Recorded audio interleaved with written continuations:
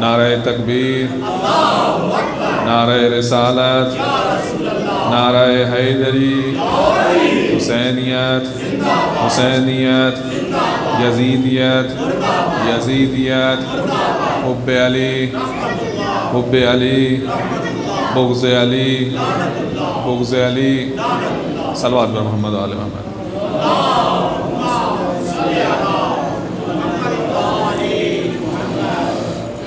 ما شاء اللہ لا حول ولا قوة الا باللہ العلی العظیم۔ رب اشرح لی صدری ویسر لی امری واحلل عقدۃ من لسانی ویفقهوا قولی۔ الحمد للہ الذی لا یبلغ مدته القائلون ولا يحصين أعماءه العادون ولا يؤدي حقه المجتهدون، والصلاة والسلام على سيد الأنبياء والمرسلين أبي القاسم محمد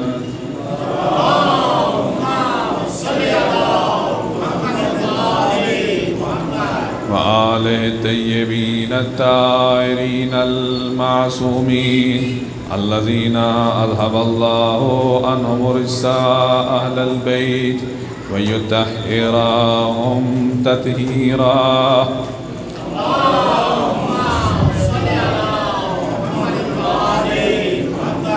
جب میں لقب خاص اپنے زمانے کے امام کا ذکر کروں تو اپنی جگہ سے آپ لوگوں سے گزارش ہے قبلہ رخ ہو کر 3 دفعہ ہدیہ صلوات اپنے زمانے کے امام کی بارگاہ میں پیش فرمائیں، خصوصاً علی الثانی عشر الذی بیمنہ رزق الورا وبوجودہ ثبتت الارض والسماء الحجۃ ابن الحسن القائم علیہ السلام۔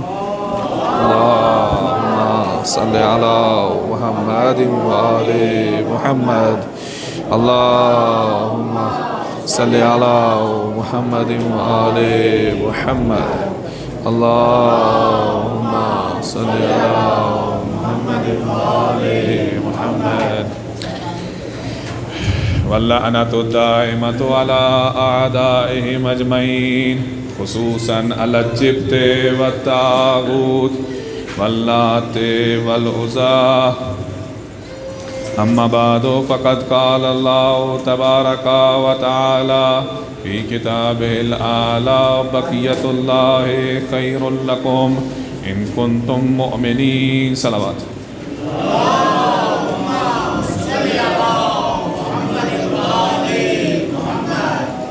گزشتہ دنوں سے جو اپنی ناقص عرائض آپ کے سامنے پیش کی ان کا مختصر خلاصہ یہ ہے کہ سب سے پہلے انسان کے لیے اس کے عقائد کا، اصول دین کا قرآن سے اور اہل بیت علیہ السلام کے کلام سے جاننا ضروری ہے، اور قرآن کی درست تفسیر وہی ہے کہ جو اہل بیت علیہ السلام ارشاد فرمائیں گے۔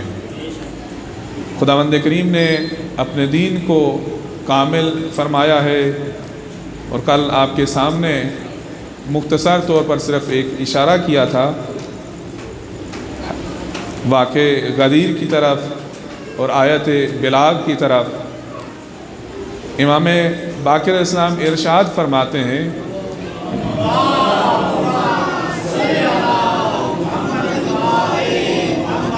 معاشر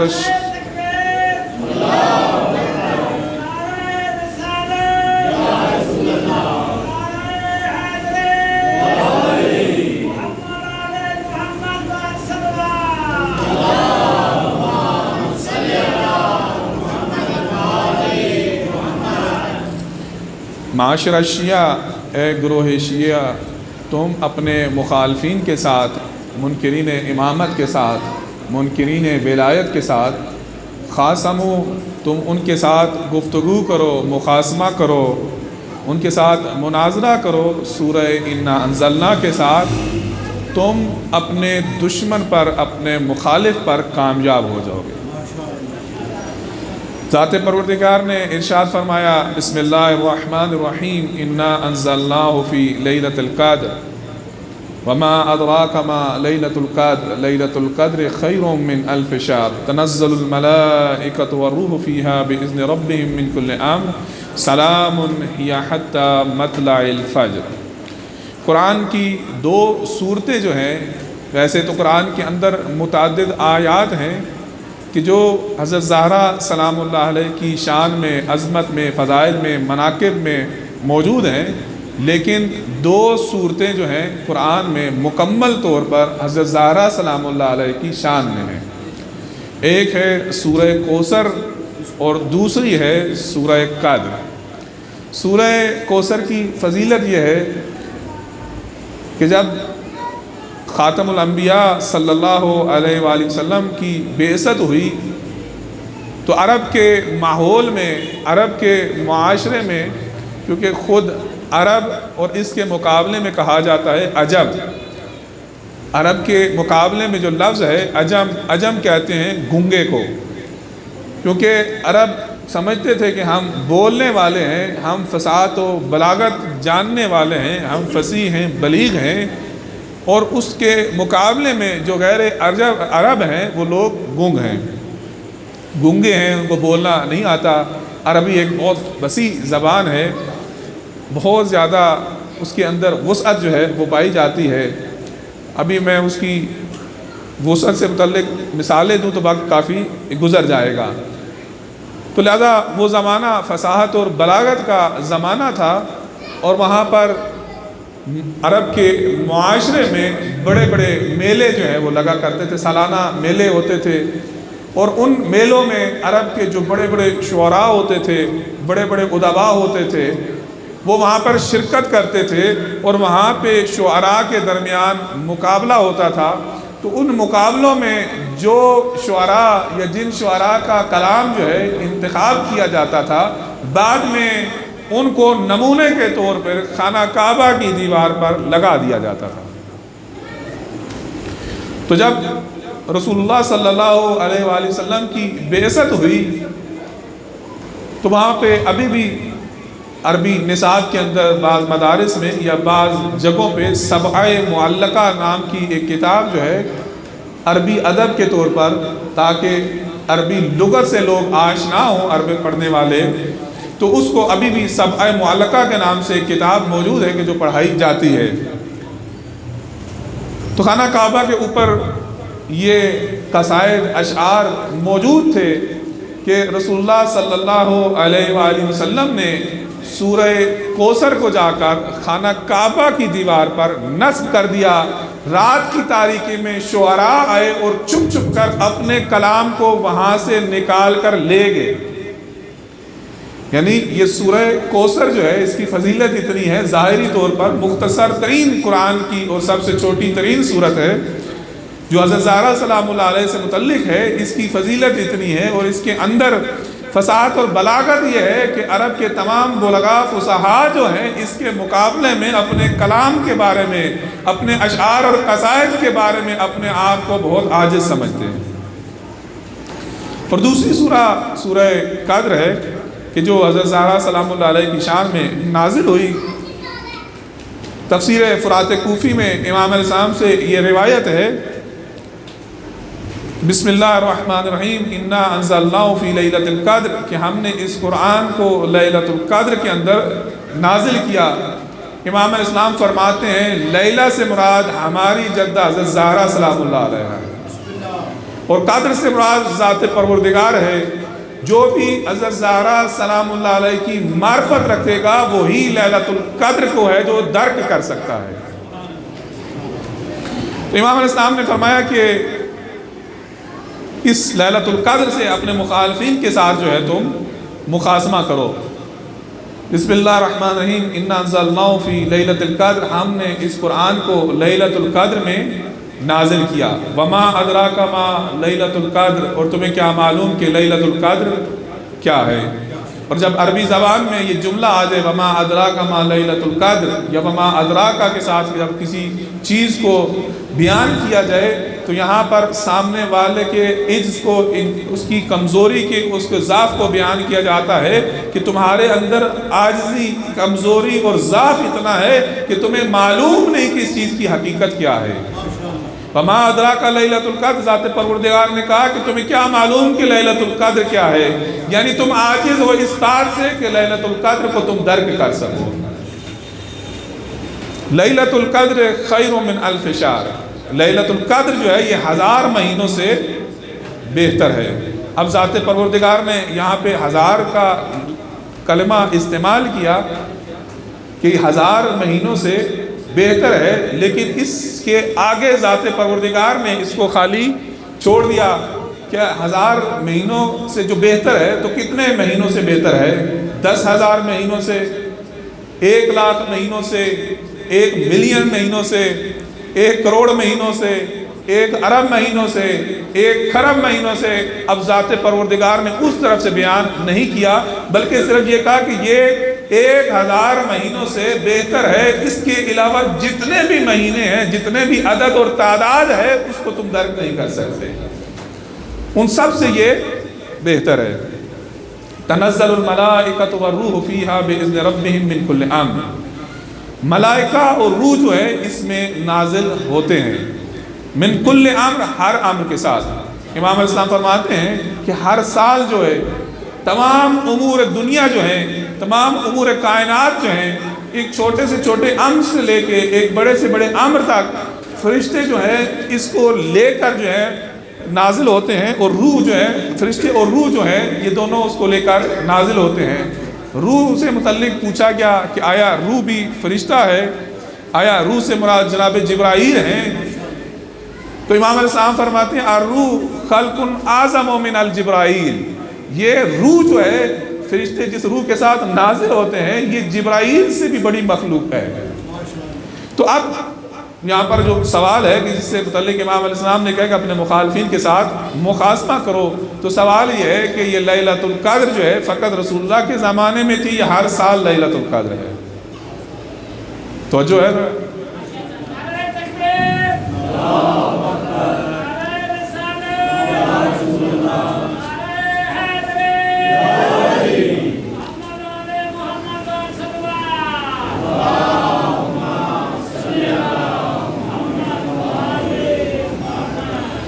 لیلۃ القدر فقط رسول اللہ کے زمانے میں تھی یا ہر سال لیلۃ القدر موجود ہے؟ تمام امت اسلامیہ کی اس بات پر اجماع ہے کہ ہر سال لیلۃ القدر موجود ہے، اور ہر سال فرشتے اور روح القدس جو ہے یا روح جو ہے وہ نازل ہوتے ہیں۔ اب سوال یہ ہے کہ فرشتے اور روح جو نازل ہوتے ہیں یہ کس کے اوپر نازل ہوتے ہیں؟ آیا آپ کے پاکستان کے پریزیڈنٹ اور پرائم منسٹر جو ہیں ان کے اوپر فرشتے اور روح القدس نازل ہوتے ہیں؟ کیونکہ شب قدر بھی موجود ہے، فرشتوں کا نزول بھی موجود ہے، قرآن کی گواہی ہے، اور قرآن کی گواہی اور قرآن کی آیت کو جھٹلایا نہیں جا سکتا، تو یہ فرشتے نازل کہاں پر ہوتے ہیں؟ کیا پاکستان کے پرائم منسٹر یا پاکستان کے پریزیڈنٹ کے اوپر نازل ہوتے ہیں؟ کیا سعودیات کے بادشاہ کے اوپر نازل ہوتے ہیں؟ کیا دیگر ممالک اسلامیہ کے جو وزراء ہیں، صدور ہیں، ان کے اوپر نازل ہوتے ہیں؟ کیا علماء کے اوپر نازل ہوتے ہیں؟ تمام امت اسلامیہ جو ہے مل کر کہے گی کہ کسی کے ان میں سے جس کا آپ نام لیتے جائیں گے، جتنی مرضی فہرست اعلانی کرتے جائیں گے، تو فرشتے ان کے اوپر نازل نہیں ہوتے۔ تو پھر سوال کہ یہ فرشتے نازل کس پر ہوتے ہیں؟ بس لیلۃ القدر بھی ہے ہر سال، اور اس کی تکرار بھی ہوتی ہے۔ فرشتے جو ہے ہر سال روح کے ساتھ، روح القدس کے ساتھ، روح الامین کے ساتھ نازل ہوتے ہیں۔ تو وہ ذات کی جس کے اوپر روح الامین اور فرشتے نازل ہوتے ہیں وہی تمہارے زمانے کا امام ہے۔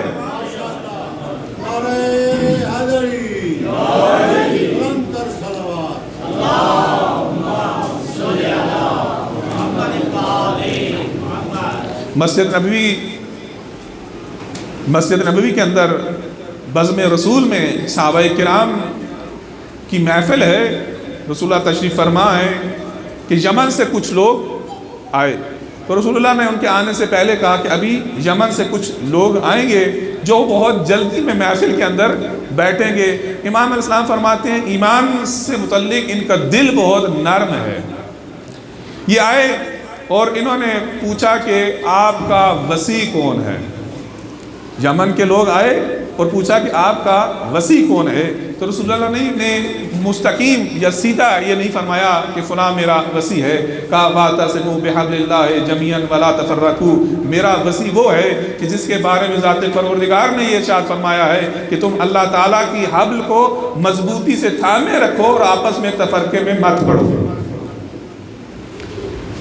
اب انہوں نے پوچھا کہ آپ کا وسیع کون ہے؟ تو اب رسول اللہ نے متعدد آیات ایک ایک کر کے جو ہے وہ پڑھنا شروع کی، کہا کہ میرا وسیع وہ ہے کہ جس کے بارے میں یہ آیت نازل ہوئی ہے۔ تو انہوں نے پوچھا اے اللہ کے رسول، آپ ہمیں ہماری ترجمانی فرما دیں، ہماری رہنمائی فرما دیں۔ تو امام اس وقت رسول اللہ صلی اللہ علیہ وآلہ وسلم فرماتے ہیں کہ یہاں پہ جو افراد بیٹھے ہیں تم ان کے پاس جاؤ، دیکھو تمہارا دل جو ہے، تمہارا قلب جو ہے، تمہاری روح جو ہے کس کی طرف میلان پیدا کرتی ہے، کس کی طرف رجحان پیدا کرتی ہے، تمہارا دل کس کی طرف مائل ہوتا ہے۔ اب یہ 4 افراد تھے، 3 یا 4 افراد کے سب کے نام لکھے ہیں۔ مروم نعمانی نے غیبت نعمانی کے دوسرے باب کے اندر اس روایت کو ذکر کیا ہے۔ تو اب ان لوگوں نے ایک ایک کے چہرے کو دیکھنا شروع کیا، ایک ایک کو دیکھ رہے ہیں، اور محفل میں یہ لوگ کھڑے ہیں اور ایک ایک آدمی کو اس کے چہرے کی طرف، اس کی صورت کی طرف دیکھ رہے ہیں، یہاں تک کہ وہ پہنچے امیر المومنین علیہ السلام کی طرف اور وہ کہتے ہیں کہ اے اللہ کے رسول، ہمارا دل جو ہے وہ ان کی طرف مائل ہے۔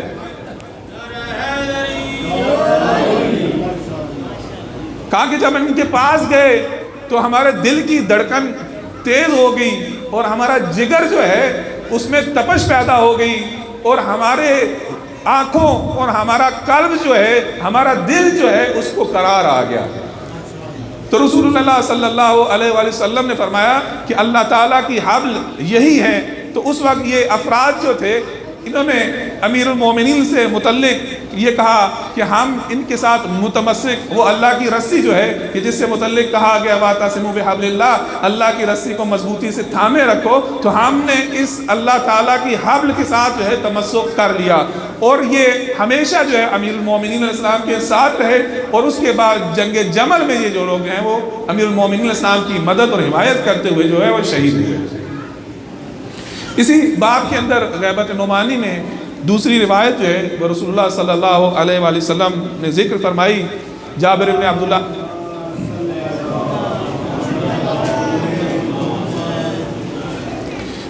عبداللہ انصاری کہتے ہیں کہ رسول اللہ تشریف فرما تھے اپنے اصحاب کے ساتھ، کہا کہ ابھی اس بزم میں ایک اہل جنت، ایک اہل بہشت جو ہے وہ داخل ہوگا۔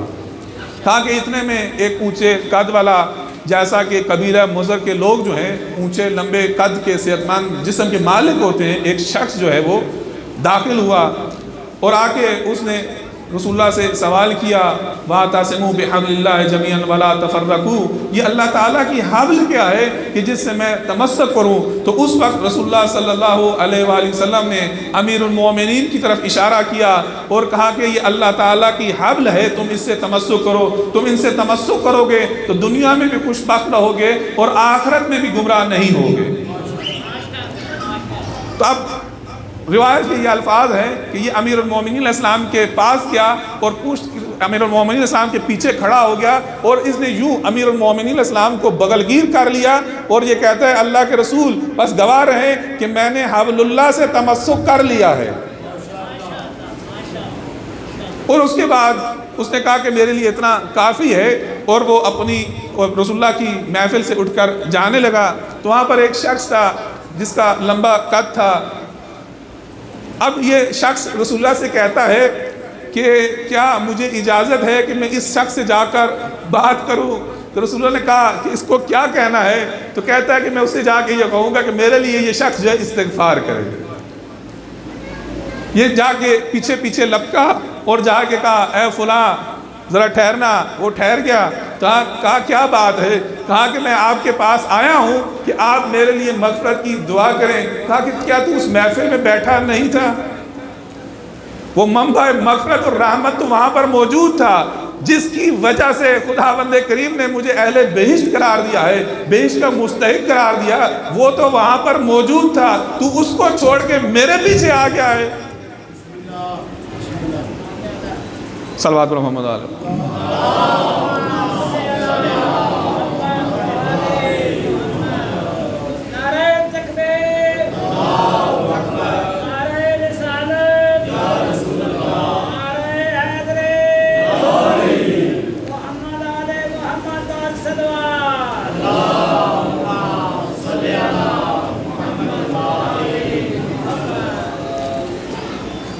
الیوم یئس الذین کفروا من دینکم، غدیر سے متعلق جو ہے قرآن مجید کے اندر متعدد آیات جو ہیں خداوند کریم نے نازل کی ہیں۔ واقع غدیر سے متعلق فقط ایک آیت نہیں بلکہ قرآن کے اندر متعدد آیات ہیں واقع غدیر سے متعلق، ولایت غدیر سے متعلق، آئمہ غدیر سے متعلق، اور حتیٰ کہ ان لوگوں سے متعلق بھی آیات موجود ہیں کہ جو وہاں پر غدیر کے مقام پر موجود تھے لیکن دل کے اندر کچھ نہ کچھ شک و تردید جو ہے وہ رکھتے تھے۔ تو ابھی وہ سب آیتیں جو ہیں وہ بیان نہیں کی جا سکتی، صرف ایک آیت اس کو بیان کر کے خطبہ غدیر سے صرف ایک اقتباس جو ہے نقل کرنا ہے اور آپ کی زحمتوں کو تمام کرنا ہے۔ صلوات پر محمد علیہ۔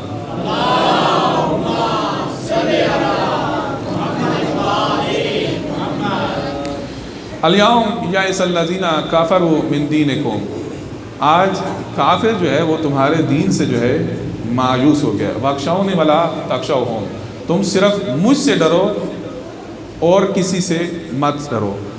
یہاں پہ ذات پروردگار نے یہاں کہا کہ الیوم، کہ آج کے دن، الف لام کا یہاں پہ معنی یہ ہے کہ ایک خاص دن ہے کہ جس کی طرف ذات پروردگار اشارہ فرما رہی ہے۔ لہذا کچھ یہودی بھی آئے اور حاکم وقت کو کہتے ہیں کہ ہمارے قرآن کے اندر، آپ کی آسمانی کتاب کے اندر ایک ایسی آیت موجود ہے، اگر ہم یہودیوں کی کتاب کے اندر ایسی آیت موجود ہوتی تو ہم اس دن کو سب سے بڑے عید کا دن اعلان کرتے۔ یعنی یہودی بھی جو ہیں وہ جانتے تھے کہ اس آیت کی کیا عظمت ہے اور اس آیت کے اندر کیا کیا کچھ موجود ہے۔ الیوم یئس الذین کفروا، آج کافر جو ہے تمہارے دین سے جو ہے وہ مایوس ہو گیا۔ اس کا مطلب ہے کہ جہاں پر یہ واقعہ پیش آیا کافر بھی وہاں پر موجود ہے۔ توجہ کا طالب ہوں، قرآن کے ایک ایک مفرد اور ایک ایک لفظ کے اندر جو ہے وہ نزاکت اور لطافت جو ہے وہ موجود ہوتی ہے، کیونکہ جہاں پر یہ آیت نازل ہوئی ہے، جن سے متعلق آیت نازل ہوئی ہے، یہ 1400 سال پہلے آیت نازل ہوئی، کہا کہ الیوم یئس الذین کفروا، آج جو ہے وہ کافر مایوس ہوا۔ آج کے دن جو ہے کوئی ایسا واقعہ جو ہے وہ پیش آیا ہے کہ کافر جو ہے مایوس ہوا ہے، کیونکہ اس زمانے میں آج کی طرح نہ ٹیلی فون تھا، نہ انٹرنیٹ تھا، نہ واٹس ایپ تھا، نہ سوشل میڈیا تھا، نہ کوئی اور ٹیلی گرام یا اس طرح کا کوئی اور دوسرا ذریعہ تھا۔ تو یہاں پہ ذات پروردگار نے جو کہا کہ الیوم یئس الذین کفروا، کافر تمہارے دین سے آج مایوس ہوا ہے، اس کا مطلب ہے کہ کافر وہاں پر موجود تھا۔ وَلَا تَخْشَوْهُمْ وَاخْشَوْنِي، ان سے مت ڈرو اور ہم سے ڈرو۔ اور رسول اللہ صلی اللہ علیہ وآلہ وسلم نے اس کے بعد جو ہے وہ پورا خطبہ ارشاد فرمایا، جس کا میں نے ایک حصہ کل آپ کے سامنے ذکر کیا تھا اور عرض کیا تھا کہ خطبہ غدیر جو ہے ایک بہت طولانی خطبہ ہے کہ جس میں رسول اللہ صلی اللہ علیہ وآلہ وسلم نے ائمہ معصومین علیہ السلام کے مناقب کو اور فضائل کو اور ان کی امامت اور ولایت کو بھی ذکر کیا ہے۔ فقط 2 دفعہ امام زمانہ علیہ السلام کا اس میں گرامی لے کے رسول اللہ نے خطبہ غدیر میں ذکر فرمایا ہے۔ رسول اللہ اس خطبے میں فرماتے ہیں، معاشر الناس، اے گروہ، اے لوگو، آمنوا باللہ ورسولہ والنور الذی انزل معہ، تم اللہ پر ایمان لاؤ، اس کے رسول پر ایمان لاؤ اور اس نور پر ایمان لاؤ کہ جو ان کے ساتھ نازل ہوا ہے۔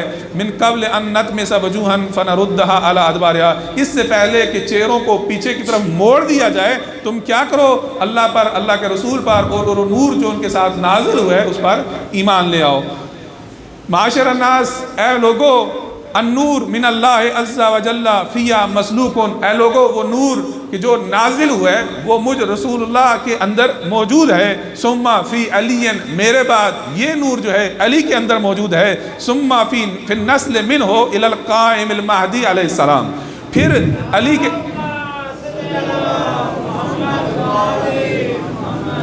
اور اس کے بعد یہ نور علی کی نسل میں ایک ایک فرد کے بعد جو ہے امام مہدی علیہ السلام ان کے اندر موجود ہے۔ الذی یاخذ بحق اللہ و بکل حق هو لنا، وہ مہدی کہ جو خداوند کریم کے ہر حق کو اور ہمارے حق کو جو ہے وہ لے لیں گے۔ اور پھر دوسری جگہ اسی خطبے کے اندر امام رسول اللہ نے ارشاد فرمایا، الا ان خاتم الائمہ منا القائم المہدی، خبردار بے شک خاتم الائمہ جو ہے، رسول اللہ کا لقب جو ہے وہ خاتم الانبیاء ہے، امام زمانہ علیہ السلام کا جو لقب ہے وہ خاتم الائمہ ہے، یعنی امامت کا اختتام جو ہے وہ امام زمانہ علیہ السلام پر موجود ہے۔ خاتم کے متعدد جو ہے وہ معنی ذکر کیے گئے ہیں، خاتم الانبیاء کے، خاتم النبیین کے۔ ایک معنی جو ہے وہ یہ کیا جاتا ہے کہ اس زمانے میں جیسے آج لوگ انگوٹھی پہنتے ہیں تو اس انگوٹھی کے اندر ایک مور ہوا کرتی تھی کہ جب انسان کوئی خط لکھتا تھا یا کسی چیز کو کوئی پیغام بھیجتا تھا تو اس کے آخر میں مور کو لگایا جاتا تھا۔ اس کا مطلب یہ ہوتا تھا کہ یہ مطلب اور خط جو لکھا جا چکا ہے، اس کے بعد اس میں مزید کوئی گنجائش موجود نہیں ہے۔ ایک معنی خاتم کا یہ ذکر کیا جاتا ہے، اور اس کی مناسبت سے خاتم الانبیاء ہے، یعنی رسالت اور نبوت تمام ہو گئی، اب رسالت اور نبوت کے اندر مزید کسی چیز کی گنجائش موجود نہیں ہے۔ اور دوسرا ایک معنی خاتم کا یہ کیا جاتا ہے کہ جب باغبان جو ہے اپنے باغ سے، اپنے چمن سے جو ہے مختلف پھولوں کا چن کے گلدستہ جو ہے وہ بناتا ہے، تو اس گلدستے میں ایک خاص پھول جو ہوتا ہے، تمام گلدستے کی روح ہوتی ہے، تمام گلدستے کا حسن جو ہے اس پھول سے ہوتا ہے، اور اس کو اس کے اوپر رکھا جاتا ہے، تو وہ پھول کہ جس سے تمام گلدستے کی روح اور جان ہے اس کو خاتم کہا جاتا ہے۔ تو رسول اللہ صلی اللہ علیہ وآلہ وسلم اس گلدستہ نبوت کے اندر، اس گلدستہ رسالت کے اندر وہ پھول ہیں کہ تمام انبیاء اور رسول جو ہیں ان کی خوشبو کہہ لیں، ان کی طراوت کہہ لیں، ان کا حسن و جمال کہہ لیں، وہ رسول اللہ صلی اللہ علیہ وآلہ وسلم کے مرہون منت ہے۔ اسی طرح خاتم الائمہ یعنی امامت جو ہے اب امام زمانہ علیہ السلام پر تمام ہے، تمام علوم امامت، تمام علوم بشریت، تمام صفات امامت اور نبوت جو ہے، تمام صفات رسالت جو ہیں اب وہ امام زمانہ علیہ السلام پر تمام ہے۔ صلوات پر محمد۔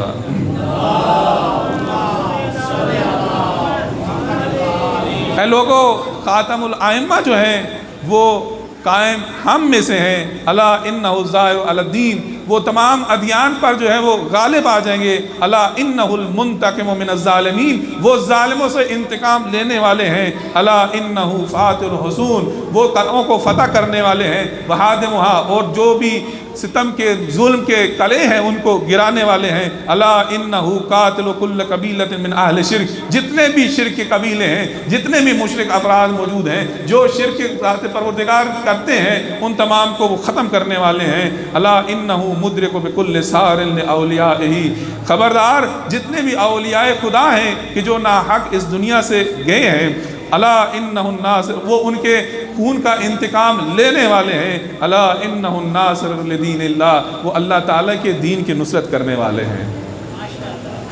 نعرہ تکبیر، اللہ اکبر، نعرہ رسالت، یا رسول اللہ، نعرہ حیدری، محمد آل محمد بار صلوات، اللہم صلی علی محمد وآل محمد۔ جنگ غزوہ احد کا میدان ہے اور غزوہ احد کا وقت ہے۔ رسول اللہ صلی اللہ علیہ وآلہ وسلم پر مشرکین مکہ نے جو ہے چڑھائی کی، حملہ کیا۔ اب ایک غزوہ احد جو ہے ایک بہت لمبا واقعہ ہے، اور اس کے کیوں ہوا، کیسے ہوا، اور اس کے کیا اسباب تھے، کیا نتائج تھے اور کیا نتائج نکلے، صرف مختصر ہی عرض کرنا ہے۔ اس واقعے کا صرف اندر اس غزوہ کا صرف ایک واقعہ جو آپ کے سامنے عرض کرنا ہے۔ مشرکین مکہ نے حملہ کیا تو مدینہ کے اندر مختلف قبائل جو تھے یہود کے موجود تھے، ان قبائل یہود کے اندر ان کے بھی جیسے آج مسلمانوں کے بہت فرقے ہیں تو اس زمانے میں بھی یہودیوں کے بہت زیادہ فرقے جو ہیں موجود تھے، 3 بڑے فرقے جو ہیں مدینہ کے اندر رہتے تھے۔ تو وہاں پہ ایک یہودی رہتا تھا، مخیرق اس کا نام تھا۔ یہ مخیرق جو تھا ان فرقوں میں سے ایک فرقہ جو ہے اس کا ایک بہت بڑا عالم دین تھا، ہیبر تھا، ایک بہت بڑا ان کا پیشوا تھا۔ تو یہ ہیبر مخیرق جو ہے یہ کہتا ہے اپنے یہودیوں کو کہ دیکھو یہ نبی جو ہے یہ بھی خدا کو ماننے والا ہے، خدا پرست ہے، موحد ہے، توحید پرست ہے، اور ہم بھی خدا کے ماننے والے ہیں، ہم بھی توحید پرست ہیں، ہم بھی موحد ہیں، اور اس پر مشرکین نے جو ہے وہ حملہ کیا ہے۔ تو لہذا ہمارا یہ فرض بنتا ہے کہ اپنے اس توحید کے نقطے کی وجہ سے جو ہمارے درمیان نقطہ اشتراک ہے اس کے اور ہمارے درمیان، اس کی بنیاد پر ہمیں یہ چاہیے کہ جب مشرکین نے، اہل شرک نے اس پر حملہ کیا ہے تو ہم اس کی مدد اور حمایت کریں۔ صلوات پڑھو مولا، پانی دے دیں۔ تو ہمیں اس کی مدد اور حمایت کرنی چاہیے۔ تو جیسے بنی اسرائیل کے اندر، یہودیوں کے اندر قرآن میں مختلف بہانے، عذر جو ہیں وہ ذکر کیے ہیں کہ جب بھی ذات پروردگار ان سے کچھ کہتا تھا تو یہ مختلف بہانے کرتے تھے، اور سورہ بقرہ جو ہے ایک پوری سورہ جو ہے وہ منسوب ہے انہی کے اس واقعے کی طرف۔ کہا کہ جا کے اس گائے کو ذبح کرو، تو کہا گائے کیسی ہونی چاہیے، کہا کہ ایسے ہونی چاہیے، اس کی صفات کو ذکر کیا۔ جب صفات کو ذکر کر دیا تو کہا کہ اب اس کا رنگ کیسا ہونا چاہیے، کرتے کرتے مختلف بہانے کے جو سورہ بقرہ کے اندر ذکر ہیں۔ تو اب اس نے قوم یہود نے اس عالم دین سے، اپنے مذہب کے عالم دین سے مختلف جو ہیں بہانے کرنا شروع کر دیے کہ ابھی آج اتوار کا دن ہے، آج فلاں دن ہے، آج یہ ہے، آج وہ ہے، اور انہوں نے رسول اللہ کا ساتھ نہیں دیا۔ لیکن یہ مخیرق یہودی جو ہے کہ ان کا بہت بڑا عالم دین تھا، ہیبر تھا، بہت زیادہ مال و دولت کا مالک تھا۔ مکہ مدینہ کے اندر 7 اس کے بڑے بڑے باغات تھے جن کو حوائط سبعہ کہا جاتا ہے، اور تاریخ میں ایک ایک باغ کا ذکر جو ہے موجود ہے۔ رسول اللہ کی زوجہ جو ہے ماریہ قبطیہ، ان کے فرزند جو ہیں ابراہیم، مشربہ ام ابراہیم جو ہے ان باغات میں سے ایک باغات کے اندر جو ہے وہ موجود تھا۔ تو اس کے 7 بڑے بڑے باغات تھے، سرسبز باغات تھے، آمدن والے باغ تھے۔ تو اب یہ سیدھا میدان احد میں روانہ ہوا اور اس نے ایک تحریر لکھی اور لوگوں کو کہا کہ لوگوں کو گواہ بنایا کہ دیکھو اگر میں اس جنگ میں زندہ بچتا ہوں تو پھر تو یہ میرا مال اور اموال ہے تو میں جیسے اس کو استعمال کروں، لیکن اس جنگ میں اگر میں شہید ہو جاتا ہوں، اس رسول کی مدد کرتے ہوئے میں مارا جاتا ہوں، تو میرے یہ سارے کے سارے باغ جو ہیں اس رسول کا حق ہے، جیسے چاہیں استعمال کریں۔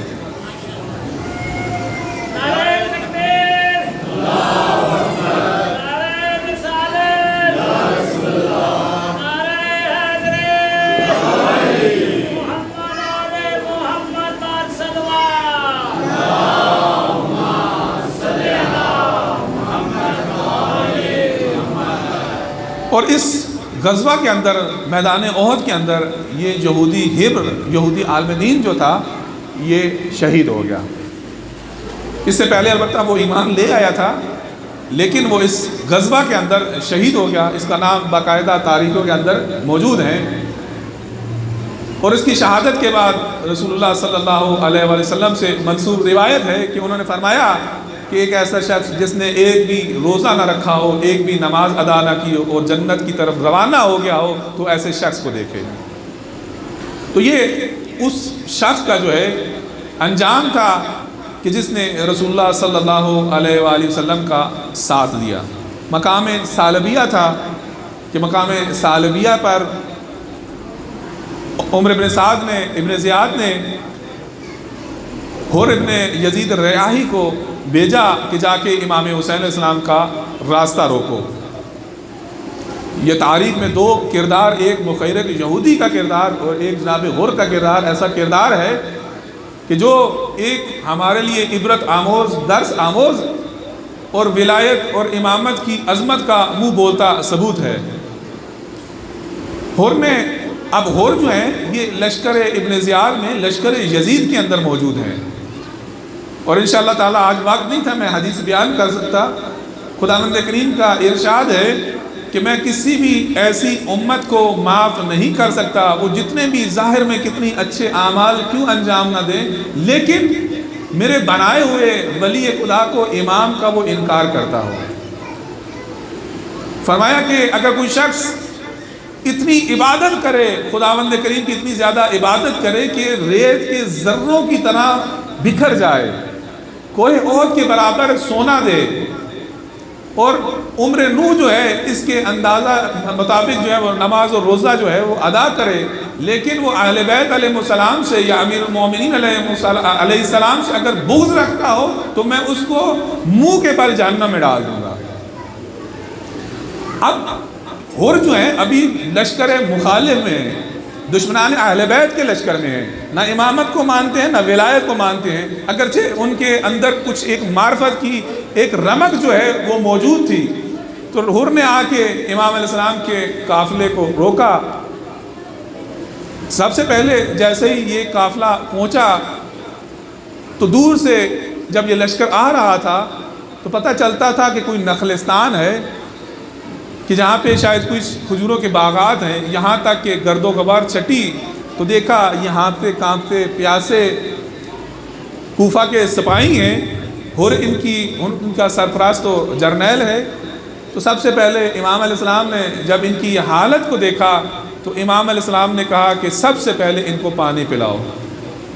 امام علیہ السلام نے کہا کہ مشکیزوں کا منہ کھول دو، مشکیزوں کے منہ کو کھول دو اور ان کو پانی پلاؤ، اور سب کو پانی پلایا گیا، یہاں تک کہ ایک لشکر کا آدمی سپاہی جو ہے یہ آخر میں پہنچا، بہت کانپ رہا تھا، لرز رہا تھا پیاس کی شدت کی وجہ سے۔ اس کے سامنے مشکیزیں کو رکھا جاتا تھا اور ہاتھ میں پانی ڈالا جاتا تھا، اس کے اندر اتنی رمق نہیں تھی کہ اپنے ہاتھ سے پانی پی سکے۔ تو امام حسین علیہ السلام نے اپنے دست مبارک سے اس شخص کو پانی پلایا۔ جب پانی پی چکے تو کہا کہ میری طرف یہ خط ہے، میرے ساتھ یہ خط ہے اور مجھے یہ حکم ہے کہ میں آپ کو کوفہ جانے سے روک دوں، میں آپ کا راستہ روک دوں۔ تو اس وقت امام علیہ السلام نے اس سے یہ کہا کہ میری 3 شرائط ہیں، یا میں مدینے واپس پلٹ جاتا ہوں، یا جو میں اس جگہ کو چھوڑ کے چلا جاتا ہوں، اور تیسری یہ ہے کہ نہ ہم واپس جاتے ہیں نہ کوفہ کی طرف جاتے ہیں، ایک تیسرے راستے کی طرف جاتے ہیں۔ تو اس بات کو حر نے جو ہے وہ قبول کر لیا، لیکن اس حر نے چلنے سے پہلے امام علیہ السلام جب وہاں سے چلنا چاہتے تھے تو حر نے امام علیہ السلام کے گھوڑے کی لگام کو پکڑا، اور اس گھوڑے کی لگام کو پکڑ کے اس نے امام علیہ السلام کے راستہ روکا۔ تو امام علیہ السلام نے فرمایا اے حر تیری ماں تیرے غم میں روئے۔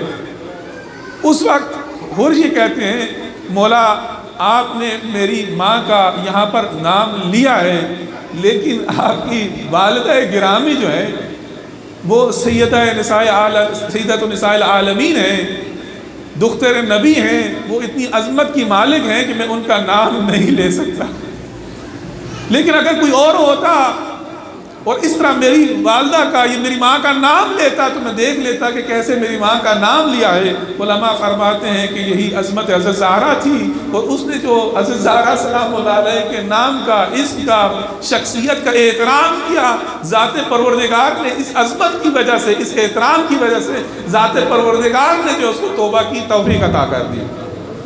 اب یہ اس طرف لے کے چلا کہ جہاں پر 2 محرم کو امام حسین علیہ السلام پہنچے کربلا میں، اور وہاں پہ امام علیہ السلام نے پڑاؤ ڈالا، یہاں تک کہ عصر عاشور آئی۔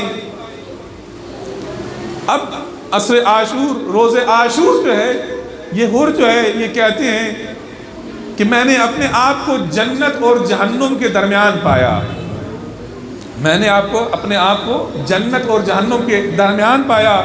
ایک طرف امام برحق ہے، منصوص من اللہ ہے، معصوم ہے، فرزند رسول ہیں، اور دوسری طرف یزید کا لشکر ہے۔ تو کہا کہ میں نے جنت کو جہنم پر ترجیح دی اور جہنم کو چھوڑ کے جنت کا راستہ اختیار کیا۔ کہتے ہیں کہ میں نے جب عاشور کا دن تھا، 3 دن سے پانی بند تھا، میں نے اپنی سواری کو کئی دفعہ نہر الکما، نہر فرات کے اندر ڈالا، میرے خیمے کے اندر پانی بھی موجود تھا، لیکن گرمی کی شدت اتنی زیادہ تھی کہ کہا کہ میں سوچ رہا تھا، میں فکر کر رہا تھا کہ میں نے پانی بھی پیا ہے، میری سواری جو ہے اس نے بھی پانی پیا ہے، میں اپنی سواری کو دریا کے اندر بھی لے کے جاتا ہوں، لیکن اس گرمی کی شدت کی وجہ سے یہ بہت زیادہ بے چین ہے، تو نہیں معلوم کہ قیام کے اندر حسین کے بچوں کا کیا حال ہوگا۔ کہا کہ میں نے اپنے آپ کو جنت اور جہنم کی جب تصور کیا تو میں نے جہنم کو چھوڑا اور جنت کا راستہ اختیار کیا۔ اپنے بھائی کو لے کر، ایک روایت کے مطابق اپنے بھائی کو لے کے، اپنے بیٹے کو لے کے، اور اپنے غلام کو کہا کہ میں تجھے آزاد کرتا ہوں، تو غلام کہتا ہے کہ آج تک جو ہے میں نے آپ کی خدمت کی، لیکن اب آپ جو ہے جنت کے راستے پر جا رہے ہیں تو مجھے چھوڑے جا رہے ہیں، تو میں بھی آپ کے ساتھ چلوں گا۔ تو کہتے ہیں وہ غلام جو تھا وہ بھی روانہ ہوا۔ اب خیام حسینی علیہ السلام حسینی طرف روانہ ہوئے تو امام حسین علیہ السلام کی سپاہ نے سمجھا کہ شاید حر جو ہے کسی اور نیت سے آئے ہیں، تو امام علیہ السلام نے کہا کہ حر کا راستہ چھوڑ دو، حر کو آگے آنے دو، حر جو ہے وہ توبہ کرنے آئے ہیں۔ اور اس وقت سر جھکا ہوا ہے، امام علیہ السلام کی خدمت میں حاضر ہوئے، کہا کہ حلی من توبہ، کیا میرے لیے بھی توبہ ہے؟ تو امام علیہ السلام نے فرمایا اے حر، تیری ماں نے تیرا کتنا اچھا نام رکھا ہے، تو دنیا میں بھی حر ہے، آخرت میں بھی حر ہے۔ اجرکم علی اللہ، خداوند کریم کسی غم میں نہ رلائے سوائے غم شبیر کے۔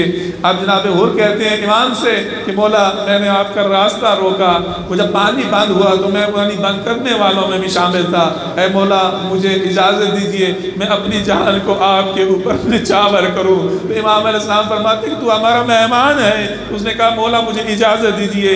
اب حر نے اجازت لی، حر بھی میدان کربلا میں روانہ ہوا، اس کا جوان بیٹا بھی روانہ ہوا۔ ایک روایت کے مطابق بھائی اور غلام بھی ہیں جو میدان کربلا میں روانہ ہوئے کہ اتنے میں حر کو پتا چلا کہ اس کا جوان بیٹا جو ہے شہید ہو چکا ہے۔ تو جیسے ہی جوان بیٹے کے لاشے پر پہنچا، اس سے پہلے کہ جوان بیٹے کے لاشے کو اٹھاتا، دیکھا امام مظلوم جوان بیٹے کے لاشے پر موجود ہے۔